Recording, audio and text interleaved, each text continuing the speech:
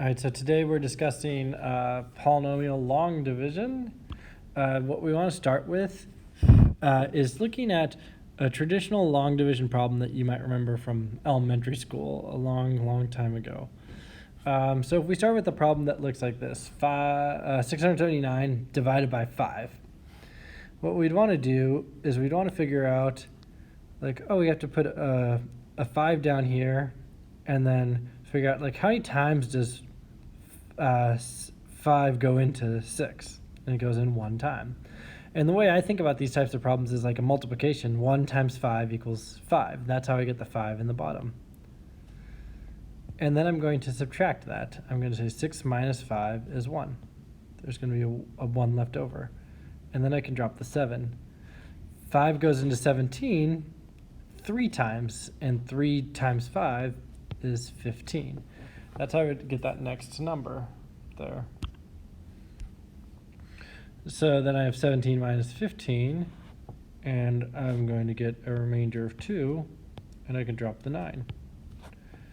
5 times 5 is 25, and that's the closest I'm going to get to 29, and the remainder is 4.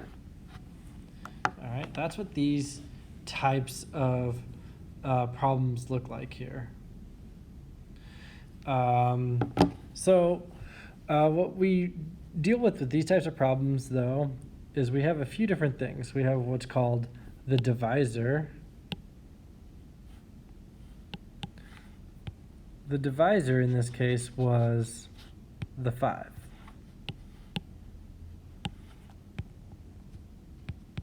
All right, and that is the number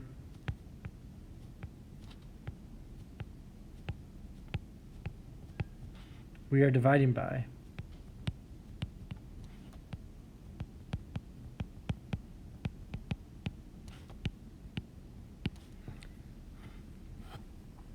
That's our divisor. I'll go back over to it in just a second. I'm just going to highlight it here. That's the 5. The number we are dividing by. Next up, we have the dividend, which in this case was the number 679. That's the number being divided.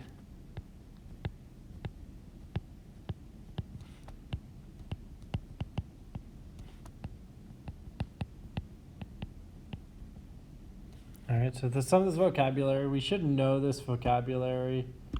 We should be familiar with it. But the vocabulary is used sometimes where you'll see the words dividend, quotient, remainder.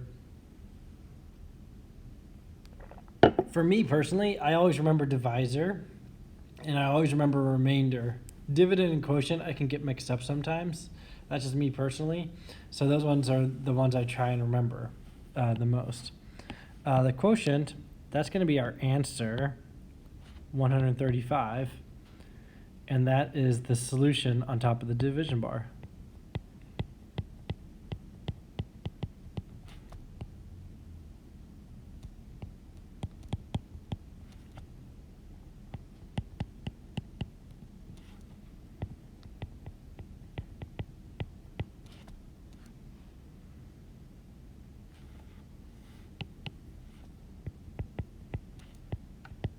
And then last but certainly not least is the remainder, and that was the 4 in this case. And that's the part that's left over that can't be divided.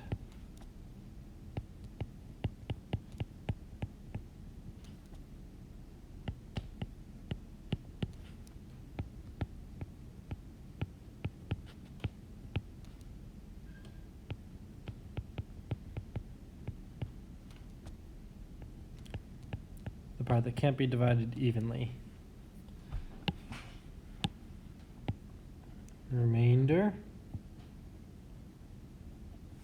I'm going to zoom out a little bit here. That's our 4. Dividend, that was the 679.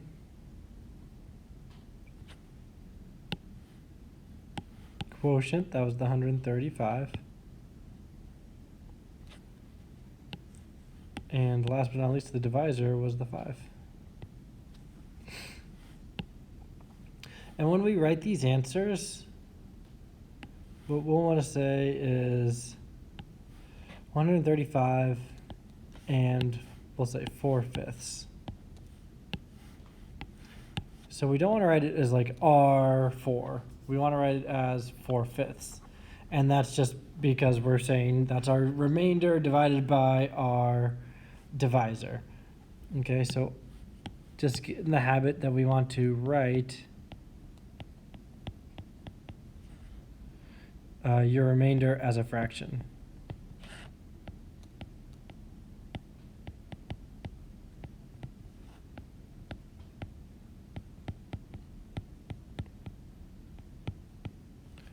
All right, so that's just a little review on what long division looks like. Polynomial long division is very similar to this, but what's really difficult about polynomial long division is there's a lot of x's, and we just have to be very careful with placeholders. We want to try and line up our values. I'll show you what I mean by that. But we want to get all the x squareds lined up, all the x's lined up, all the constants lined up vertically, so it looks nice and pretty for us. All right. So when you divide a polynomial, that's going to be our dividend. We'll say that's the function f of x. By a divisor, the divisor is what we would call d of x. You get a quotient polynomial, which a quotient polynomial is the value q of x, and then finally the remainder, which is r of x. This is going to be true for all polynomial long division.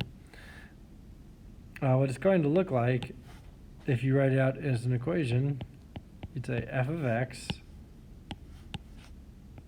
divided by divisor d of x. That's going to equal our quotient of x plus our remainder of x divided by our divisor of x. And one thing I really want to point out here, I used a plus here from the remainder of x, and that's important to note too. I could have used the black ink, but I used the blue ink because that plus, the sign is determined by the sign of the remainder.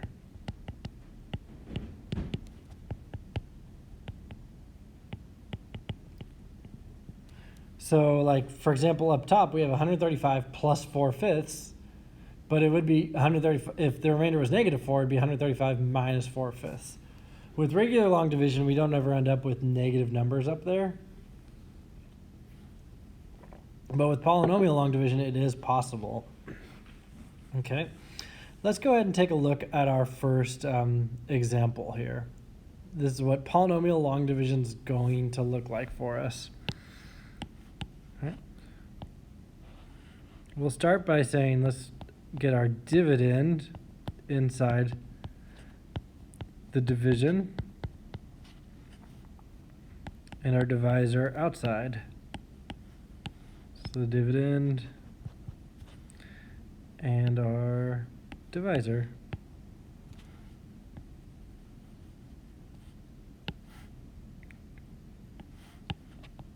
Okay, what we're going to end up with, when it's all said and done, we should end up with our quotient up top,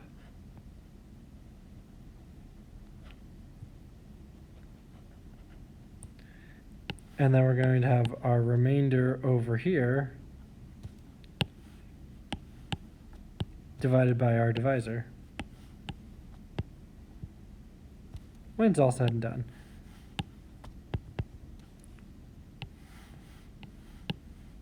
And the divisor was x minus 2. All right, so let's go ahead and look at this first problem. I have x cubed plus 5x squared minus 7x plus 2 divided by x minus 2. Right now I want to ignore that minus 2. Like, don't worry about that part. I'm just looking at this x, and I have to tell myself x times something is going to equal x cubed. what I basically want to do is I want to get a 0 right here in this first column. So keep these lined up in nice even columns.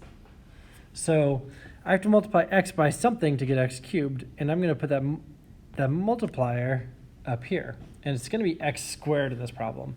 And again, I'm going to line up the x squared directly above my other x squared.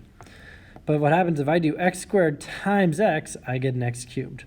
And then if I do x squared, now I bring in that negative 2 again, x squared times negative 2, that's going to give me the other line here, negative 2x squared.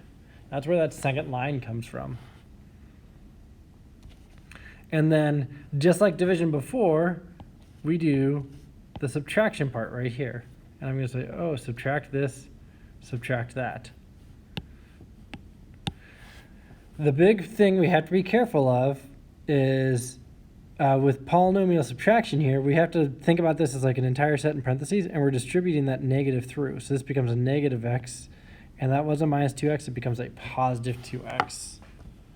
All right. With subtraction, we're subtracting all of the terms, not just one term. That's the trickiest part to polynomial long division, I think. Subtracting all the terms, not just one term. So I would make that note. Okay, it's polynomial subtraction.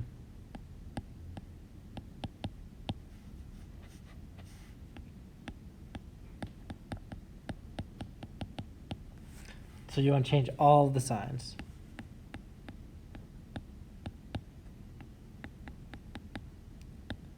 For the stuff that's in the parentheses there. And what that does is that gives me a negative x cubed here, so I get x cubed minus x cubed. That gets me the 0 I want. And then down here I get 5x squared plus 2x squared. That gives me a 7x squared. And then I drop the next part down, minus 7x.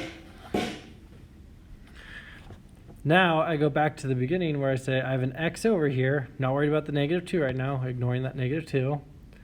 X times what is going to get me a 7x squared. That's what I want to think about. X times what gets me 7x squared? Well, in this case, it's going to be times 7x. Positive 7x times x equals positive 7x squared. And now I can multiply by that negative 2. That 7x needs to multiply by the negative 2 as well. Positive 7x times negative 2 equals negative 14. And then I distribute that negative there. And again, that's going to change all of my signs. It's going to become a negative. This one's going to become a positive right here. And I get 7x squared minus 7x squared is 0. Negative 7x plus 14x is going to give me a positive 7x. And then I drop the 2 down. And now I look again. X times what equals 7x? It's going to be times 7. 7 times x equals 7x. And then I do 7 times negative 2.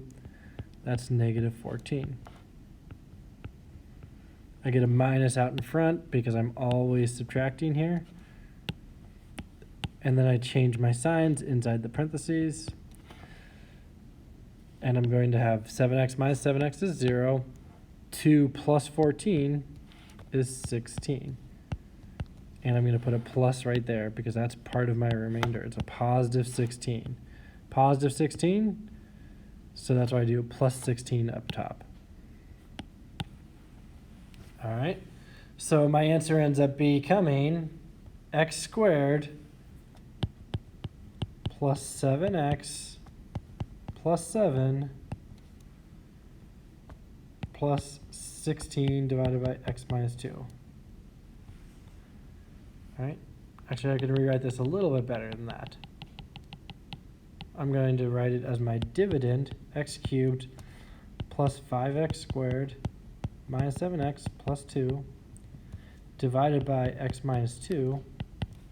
And now that equals this x squared plus 7x plus 7 plus 16 over x minus 2. And that's where the divisor is. And I started with that dividend. And I ended up with my quotient and my remainder. quotient, x squared plus 7x plus 7, remainder 16. All right, and that's exactly what we saw, what I put above with the f of x over d of x equals q of x plus r of x over d of x. Kind of weird, but that's what it's going to look like when it's all said and done.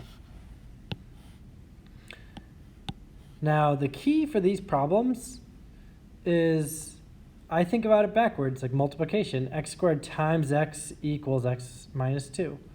And that's actually a good way to double check your work as well. I'm going to go ahead and double check this using multiplication. Actually, I'll check it in blue ink. Check it in a different color. So that way we know we're checking. All right, so you can create an area model or rectangle method to check your answer here. And when I do this, I do x times x squared, I get x cubed. 7x times x is positive 7x squared. 7 times x is positive 7x. X squared times negative 2 is negative 2x squared. 7x times negative 2 is negative 14x. 7 times negative 2 is negative 14. And what I might recognize here is I had an x cubed, a 7x squared, and a 7x.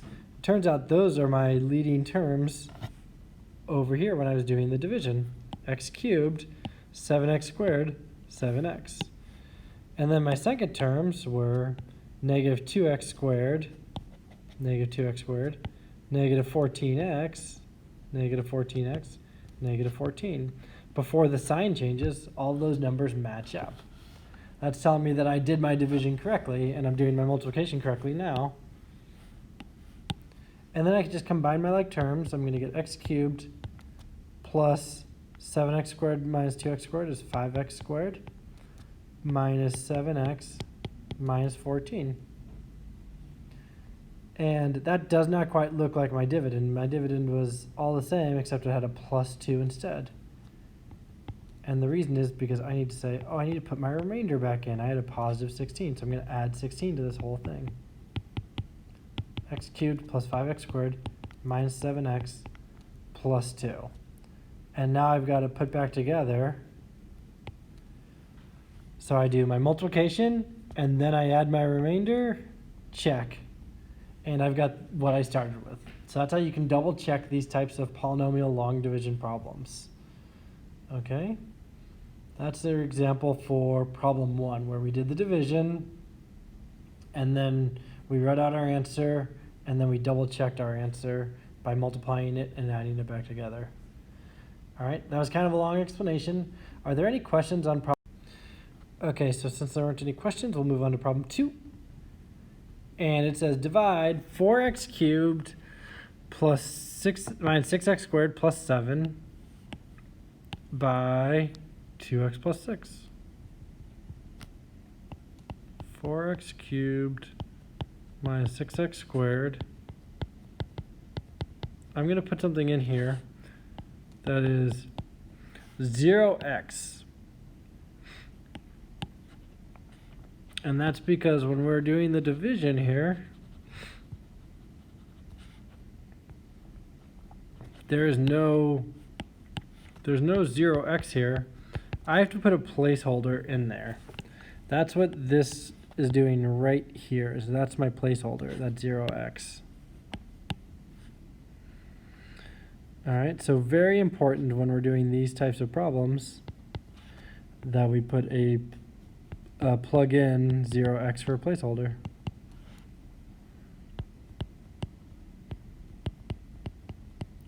A good rule of thumb for these problems, if the equation's written in standard form, which we had to do on our quiz yesterday, write something in standard form, the highest degree of the polynomial, in this case it's degree 3, 4x cubed, there should be 4 terms. Whatever the highest degree of the polynomial is, there should always be one more term than that, because you're going to the x to the third term, x squared term, x to the first term, x to the 0 term. So that's why there's 4 terms. So I can just look at it really quickly and say, this is a degree 3 polynomial. There should be 4 terms. I only see 1, 2, 3 terms. There's 4x cubed, negative 6x squared, and positive 7. So I need a 0 placeholder for that 4th term. In order to successfully complete polynomial long division, I need that placeholder. All right. Now, let's go ahead and look at this problem. I've got a 2x here. I'm going to ignore the 6 for now. And I have to multiply to get 4x cubed. So I'm going to say 2x times, I need another 2, and I'm going to need an x squared. 2x squared times 2x is going to get me 4x cubed. And then I take that 2x squared and I multiply it by negative 6, and that's going to get me negative 12x squared. I'm subtracting this entire thing. So I can distribute the negative through. I'm going to get a negative 4x squared and a positive 12x. And I have negative 6x squared plus 12x squared gives me 6x squared.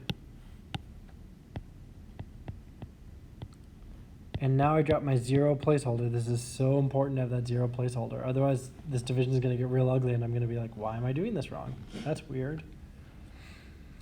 And now I get 2x times something equals 6x squared. Well, 2 times 3 equals 6, and it's going to be a 3x. Again, I'm lining up the x's exactly over each other, so that helps me identify that I want an x as well. 3x times 2x is 6x squared. 3x times negative 6 is negative 18x.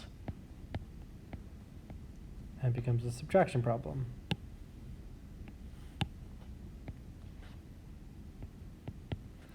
And then I get negative 6x squared and positive 18x. So 0x plus 18x is 18x. Drop down the 7.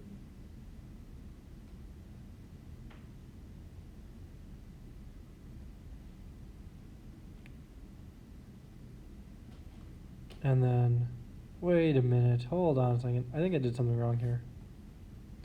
I did do something wrong. I apologize, you guys. We're going to back up a little bit. I had a wrong sign on the negative 12x there, way back here, and that's going to screw up my whole problem. That should have been a plus 12x right there. Sorry about that. That should be a positive 12x. And then when I distribute the signs, that's going to make it a negative 12x. So why did 2x minus 6 or plus 6 go to minus 6? Is that because it's a 2x plus 6? That's where my mistake was. Thank you. Yeah, because I was working through it. It's going to be a 2x plus 6. Thank you. And that's why I had the wrong sign there. So that's why it's going to be a minus 12x there.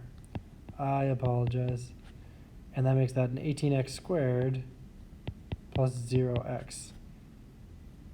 And now I'm doing 2 times negative 9 gets me negative 18. Negative 18x squared. And I do negative 9 times positive 6, that's negative 54x. My apologies. I hope that doesn't confuse you too much. That's not the goal, to confuse you. That makes us a positive 18x squared and a positive 54. But yeah, because I had that wrong number at the very beginning, which I got to check that a little more carefully. It screwed up the rest of the problem. So I have to go back and fix that. All right, now I have a 54x plus 7, and I have to do 2x times something equals 54x. Turns out it's going to be 27. 2 times 27 gets me 54. 27 times 6 gets me 155.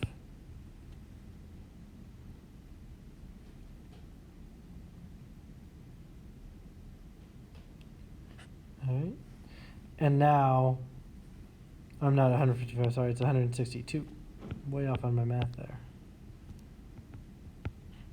And now I have to distribute that negative again. It's going to change the signs. That's going to make this a negative, make this a negative. and I end up with negative 155 down here. So this whole thing becomes 2x squared minus 9x minus 27 minus 155 over 2x plus 6. So again, that answer is 2x squared minus 9x plus 27 minus 155 over 2x minus 6, or plus 6.